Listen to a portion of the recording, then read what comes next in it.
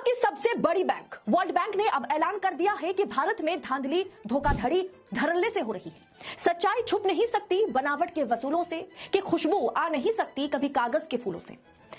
साहेब जब सत्ता पर काबिज हुए थे तब बहुत बड़े बड़े दावे किए थे, वादे किए थे कि विदेशों में जमा काला धन वो वापस लाएंगे। चोर लुटेरों के पैसे विदेशी बैंकों में जमा है ना, नहीं कि हम रुपये ले आए ना, तो भी हिंदुस्तान के एक एक गरीब आदमी को मुफ्त में 15-20 लाख रुपए भी मिल जाए। देश की अर्थव्यवस्था को 3 ट्रिलियन की इकोनॉमी बना देंगे। 3 नहीं 5 ट्रिलियन की इकोनॉमी बना देंगे। $5 ट्रिलियन की अर्थव्यवस्था की बात अचानक आई है ऐसा नहीं है।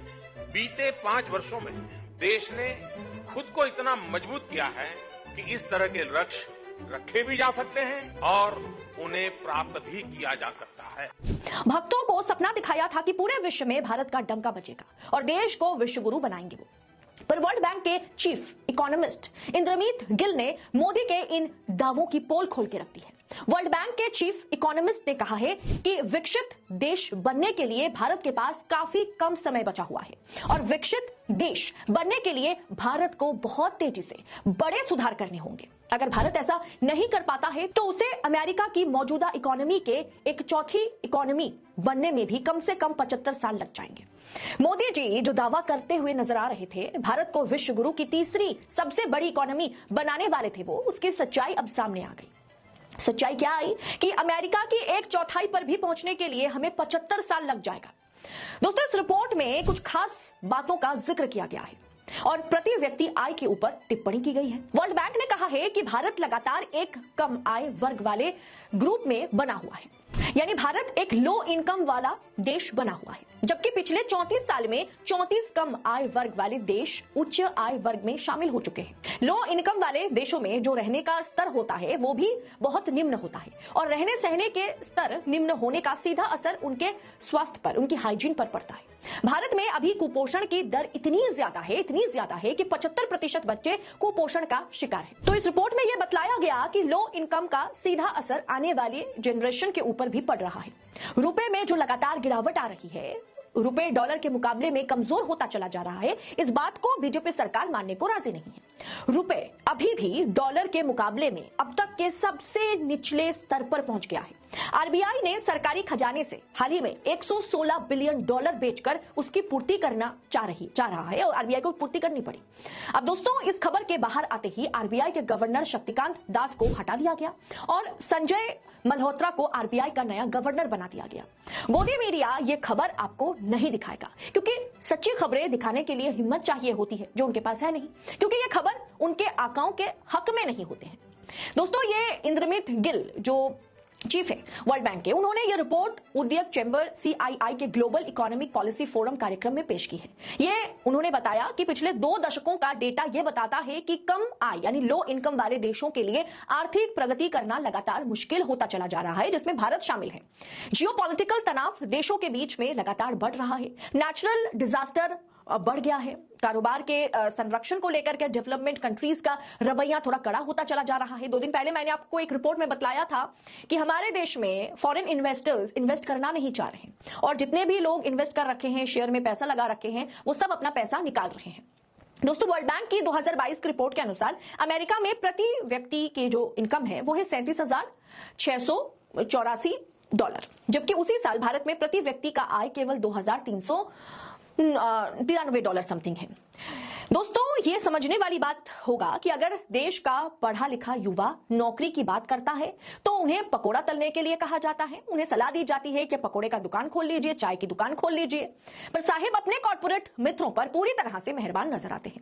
यही देश के तमाम संसाधन एक एक करके अपने कॉर्पोरेट मित्रों पर लुटा रहे हैं, उन्हें अमीर बना रहे हैं और गरीब तबका गरीब के गरीब रह जाते हैं। इसी पर दोस्तों मैंने कल एक रिपोर्ट बनाई थी ना, जहां पर सुप्रीम कोर्ट ने सरकार से सवाल किया, ये जो आप छाती चौड़ी करते हैं कि 81 करोड़ जनता को, सोचिए 81 करोड़ जनता, 140 करोड़ में से 81 करोड़ जनता को हम मुफ्त में राशन बांटते हैं, ये कुछ छाती चौड़ी करने वाली बात थोड़ी है। ये समझने वाली बात है कि आप देश की 81 करोड़ जनता को गरीब रखा है, उनको नौकरी दिलाने में या उनको अपना राशन वो खुद खरीद सके इसके काबिल आप नहीं छोड़े। दोस्तों पिछले 10 साल का आंकड़ा कहता है कि भारत में अमीर और अमीर हुए, गरीब और भी ज्यादा गरीब हुए, लेकिन निर्मला सीतारमण संसद के पटल पर खड़े होकर के ये कहते हैं कि हमारे देश में, हमारा देश जो है आर्थिक स्थिति में जिस तरीके का उन्नति, जिस तरह का विकास हमारे देश में आर्थिक स्तर पर हो रहा है, ये पिछले 75 सालों में नहीं हुआ। दोस्तों, सच्चाई जो है वो सबके सामने है। जैसे मैंने आपसे कहा, सच्चाई को आप छुपा नहीं सकते। वर्ल्ड बैंक ने डेटा जारी किया, आरबीआई के गवर्नर चाहे हटाए जाए तो भी सच को आप थोड़ी चेंज कर सकते हैं।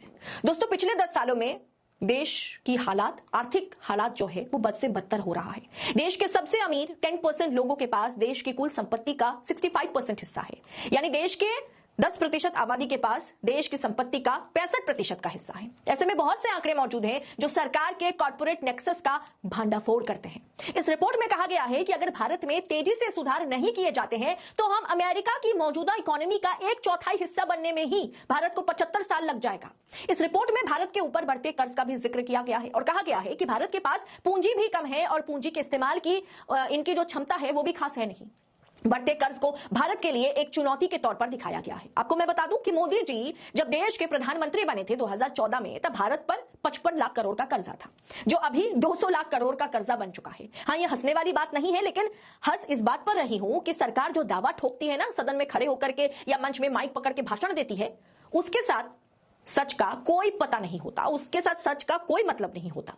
साथ ही इस रिपोर्ट में कहा गया है, वर्ल्ड बैंक की इस रिपोर्ट में कहा गया है कि जिस तरह से अमेरिका ने 60-70 के दशक में सभी को बराबरी का अवसर दिया, वैसे ही भारत को करना होगा। यानी कि वर्ल्ड बैंक भी यह मानता है कि मोदी जी कुछ चंद पूंजीपतियों के लिए ही काम करते हैं और देश के तमाम संसाधनों का एक एक करके इस्तेमाल वो इन व्यापारियों के लिए कर देते हैं, बाकियों को मौका मिलता ही नहीं है। अब ऐसे में दोस्तों, वर्ल्ड बैंक की इस रिपोर्ट ने तहलका मचा दिया है। गोदी मीडिया ऐसी खबरें आपसे छिपाने का काम कर रहा है, लेकिन देश नीति बुलंद आवाज है, इसीलिए वो ऐसी खबरें आप तक पहुंचाता है। और सबसे बड़ी बात कि वर्ल्ड बैंक, जो कि विश्व का सबसे बड़ा बैंक है, दुनिया की सबसे बड़ी बैंक है, उसने जब ये कहा है, वर्ल्ड बैंक के चीफ ने जब ये रिपोर्ट सौंपी है, तो ये वाकई चिंताजनक बात है। ये कोई जॉर्ज सोरस या विपक्षी नेता राहुल गांधी वाली बात नहीं है, ये वर्ल्ड बैंक की रिपोर्ट है। अब इस रिपोर्ट पर आपकी राय क्या है? क्या आप इस रिपोर्ट को लोगों तक पहुंचाएंगे, आगे फॉरवर्ड करेंगे? ये वीडियो, ये रिपोर्ट अगर आपको अच्छी लगी होगी, इंपॉर्टेंट लगी होगी, तो शेयर जरूर कीजिएगा।